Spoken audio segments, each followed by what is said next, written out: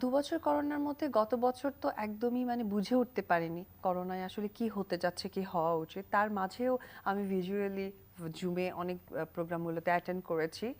তোমার সাথে আমি বেশ কয়েকটা প্রোগ্রাম করেছি। আর যেটা হয়েছে গত বছর তো মা গত হলেন, তার ১-২ মাস আসলে কাজে মন ছিল না, আমি আসলে খুবই স্বাভাবিক ছিলাম না। তার পরের বছর যখন আবার একটা করোনার একটা বড় মহামারী স্টার্ট হয়েছিল, সেটা হয়তো বা রোজার ঈদের পর তো আমার কাছে মনে হয়েছিল আমরা কিন্তু অলরেডি তখন ১ বছর অ্যান্ড হাফ হচ্ছিল করোনাকালীন, তো আমরা অনেকটাই কিন্তু পরিচিতি যে কি প্রিপারেশনে আমাদের গেলে এর ভিতরে তুমি পজিটিভ বেশ থাকতে কিছু পারবো। কাজও করেছো। তখনই আমি কিন্তু আমাদের একটা নতুন সিনেমা প্রেম প্রতিবন্ধন, যেটা আমি এফডিসিতে ৬টা সেট ফেলে আমি সিনেমা স্টার্ট করে দিয়েছিলাম, এবং সেইটারই হাত ধরে কিন্তু প্রায় এফডিসিতে এখন অলমোস্ট সিনেমার এখন শুটিং হচ্ছে, যেটা দেখে আমার অনেক বেশি প্রাউড তুমি তো লাগে, গত অনেক বেশি। বছর আমার পরিচালিত প্রিয় কমলা ছবিও করেছো এবং হ্যাঁ ব্যাপক প্রশংসিত হয়েছে হ্যাঁ ছবিটা। হ্যাঁ হ্যাঁ, খুব অল্প আমি সময়ে করা। ভাবছিলাম তুমি বলো না কেন। মানে আমরা না আমি সত্যি বলবো কেন, কথাই, তুমিই তো বলবা না নাকি? এখানে তুমি আমি দুজনে ইনভলভ। এটা আসলে সত্যি কথা বলতে গেলে কি আমি দর্শকদেরকে একদম মানে হাত জোর করেই বলি যে তাদের সাপোর্ট ছাড়া এত সুন্দর সুন্দর কাজ আমরা বুঝে উঠতে পারতাম না। বেসিক্যালি আমি জয় ভাই আমরা কাজটা করেছি দেশকে প্রেজেন্ট করার জন্য, দেশের উপর চিন্তা করে, কিন্তু সেটা দর্শক এত পজিটিভলি নিবে এইটা আমরা ভাবতে পারিনি, এটা আসলে থ্যাংক ইউ, ভাবনা থ্যাংক ছিল ইউ। আমরা না। অত্যন্ত কোঅপারেশন পেয়েছি তোমাদের কাছ থেকে। এবং এই ছবিটা করার আগে আমি ভাবতাম যে তুমি আর বাপ্পি বোধহয় প্রেম করো।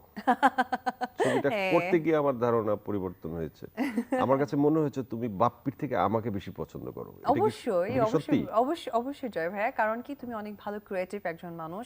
আর আমার আমার সব সময় পছন্দ কাজে, আমার কাজের মধ্যে আমি ডুবে থাকতে চাই। আজকে তুমি যে শুরুতেই বললা যে এত বছর পরেও তুমি কাজ করছো, দর্শক তোমাকে ভালোবাসে, আসলে ভালোবাসার কারণটাই আমার কাছে মনে হয় কাজ, কাজের বিকল্প ছাড়া কখনোই কোনো মানুষকে কেউ ভালোবাসতে এই যে পারে না। তুমি কাজ করে সঠিকভাবে আগানোর চেষ্টা করছো, এখনো প্রচুর ছবি করছো, আমি সে বিষয়ে কথা বলবো। কিন্তু দেখো, এখন তোমার সহশিল্পী অনেকেই আছে যারা গত বছর বা কিছুদিন আগ পর্যন্ত সংবাদের শিরোনাম হয়ে উঠেছিল। ওই বিষয়ে তোমার ওপিনিয়ন কি? যেমন পরিমণি আমাদের এখন ফিরে এসছে, আবার কাজ শুরু করছে এবং খুব ভালোভাবে কাজ শুরু করছে, কিন্তু যে ঘটনাটা ঘটে গেল, তুমি সহশিল্পী হিসেবে বিষয়টির ব্যাখ্যা কিভাবে করবে? তোমাকে কতটুক টাচ করেছে বিষয়টি?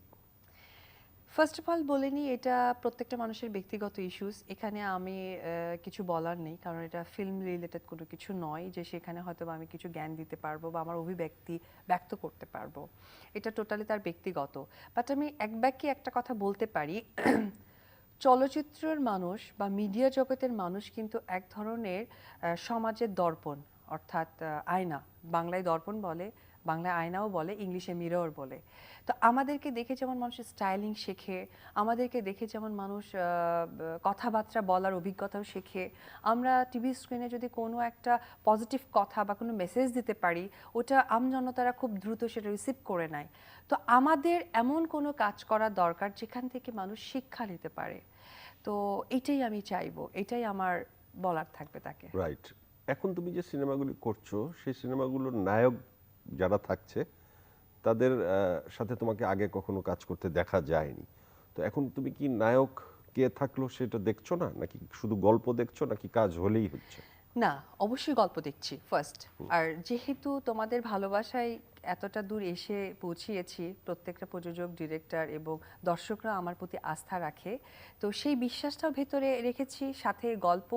আর আমরা যদি প্রত্যেকটা মানুষের সাথে কাজ না করি, সে জায়গাটা কাজের সংখ্যা বাড়বে না, কাজ সুন্দর হবে না, তাদেরও কিছু অভিজ্ঞতার দরকার আছে। যেমন আমরা একটা সময় কাজ করেছি, যেমন শাকিব খান তখন অনেক বড় সুপারস্টার, আমি নতুন নায়িকা ছিলাম, তারপরে রাজ্জাক আঙ্কেল ছিলেন, যে ওনাদের সাথে কাজ করে আমার যে অভিজ্ঞতা অর্জন হয়েছে, তাদেরও সেই অভিজ্ঞতাটা কিন্তু দরকার। রাইট। অপু, সাকিব অপু জুটি খুবই একটি পপুলার জুটি।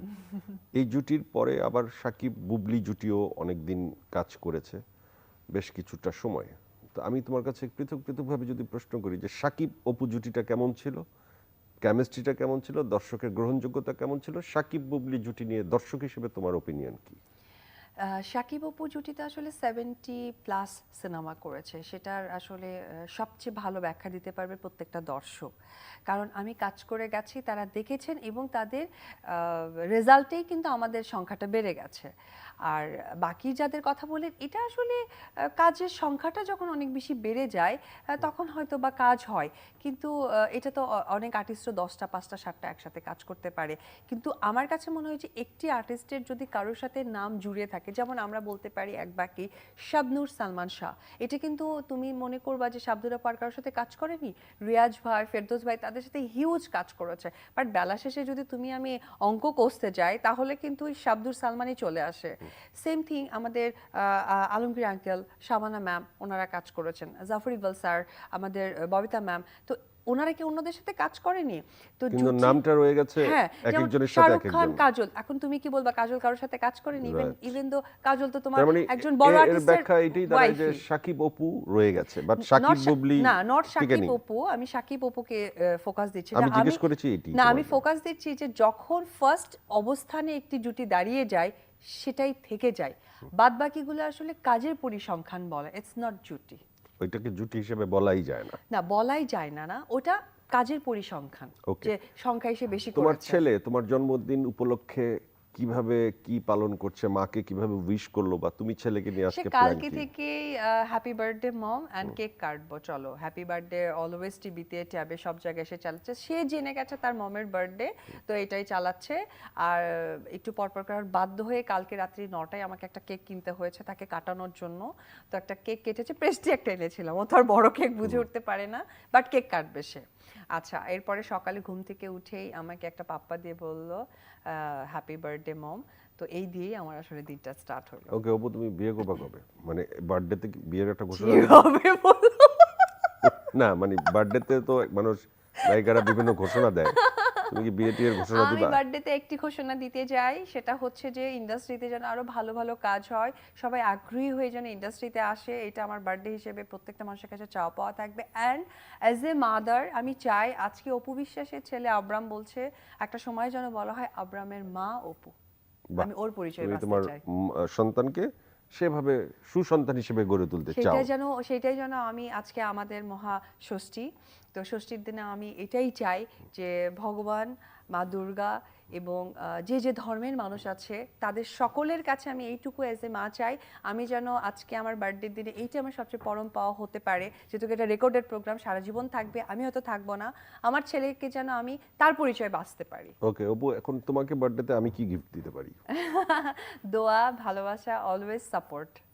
মানে তুমি যা আমার কাছে চাইছো তার সাধারণত বড় ভাইয়ের কাছে চাই, আমি তো আসলে ওই জায়গাটা চাই না।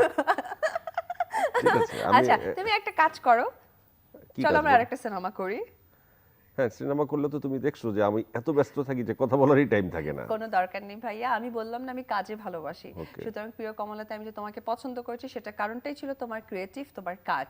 কারণ আমি দেখেছি যে তুমি একমাত্র মানুষ, সকালে উঠে ওই আমরা কাজ করেছিলাম পুবাইলে, ওখানে একটা পুকুর পাড় ছিল, কর্নারে বসে তুমি স্ক্রিপ্টের কারণ স্ক্রিপ্ট আগে লেখা ছিল না। হ্যাঁ, স্ক্রিপ্ট লিখছিলা, তো এই যে